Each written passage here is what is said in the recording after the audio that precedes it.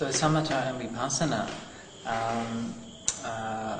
have become, it's very curiously like this great controversy. You know, it's what Theravadan Buddhists in the 20th century like to argue about is meditation techniques. And it's an odd thing, you know, it's a feature of the tradition. One of my friends, Patrick Carney, said that it's like a tradition is not like a set of received dogmas which are passed down from generation to generation, but a tradition is much more like a family argument. And so you get together with your family at Christmas, you argue with them about the same things you argued with them the previous Christmas, and then the same things you're going to argue with them the next Christmas, you know, and that's what makes you a family. And the reason it makes you a family is because you care about it. Because the Joneses from next door are going to listen to your arguments and they're going to go, what the hell are they arguing about, you know? And so this is what Samatha and Vipassana is like. You know, we can argue about it, and people outside of that are thinking, you know, why don't they just meditate instead of arguing about meditation? You know? The question of Samatha versus Vipassana as a kind of doctrinal dogfight has quite a bit of a history. And I tried to, when I did my book History of Mindfulness, I tried to kind of trace the roots of that from certain shifts in emphasis and perspective and so on we might find within the early suttas, and how these get taken up. One tradition might take up one bit more than the other, emphasize that, and it gradually becomes more and more reified. And so, you know, we have this thing again where conceptual categories become turned into and reified into meditation experiences. And of course, you know, Samatha and Vipassana are not kinds of meditation. Samatha and Vipassana are qualities of the mind. And there's nowhere where the Buddha says, you know, do this kind of meditation and that's samatha, and do this kind of meditation and that's vipassana. You know, this doesn't happen, there's no exist. You know, if you look at, say, anapanasati as the clearest example, where you have the 16 stages of anapana, you know, it's pretty obvious that basically the first 12 stages mainly are pretty much on the samatha side, and then the last 4 steps are pretty much on the vipassana side. And if you want to also see vipassana aspects in the first part of it, then you can see that. If you want to see samatha aspects in the last part, you can also see that. There's not this hard and fast distinction. And, you know, the way the suttas present it, of course, is always that samatha and vipassana are helping each other.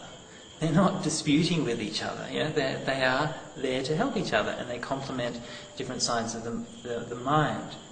Vipassana, and the classic statement of it basically says that samatha leads to the eradication of lust, which is like emotional defilements. Vipassana leads to the ending of ignorance, which is like the cognitive defilements. And so they're 2 different aspects of liberation. So it's not like one is dispensable. And this is really like this kind of left brain, right brain thing. It's like as if you can cut your brain down the middle and only enlighten one half of it, you know, by doing just vipassana only. I think historically that it would be interesting to see a much more detailed study of this, but I think historically it's essentially an expression of Buddhist modernism, which wants to tell everybody, sell Buddhism as scientific and rational and intellectual and all of these things, and therefore is suspicious of, you know, lights and emotions and feelings in meditation, so we kind of get rid of those things. And that itself is a reaction to, of course, Western colonialism and the threat to Asia. So it's very political. The whole split between Samatha and Vipassana is political. It's to do with national self-identity. And a country like Burma has constructed its own national Buddhist identity in the modern era, essentially around this meditation technique, and they're very proud of it. And it's the only thing which they've exported to the world, which the world really cherishes. So emotions run high, yeah? Emotions run very high. And it's not as simple as, you know, you hear all the kind of the platitudes, oh, you're going to get attached to the pleasant feeling and all this kind of rubbish. Well, you know, you don't get attached to the pleasant feeling. The pleasant feeling happens when you let go. And it's the result of letting go. And the Buddha talks about this time and time and time again.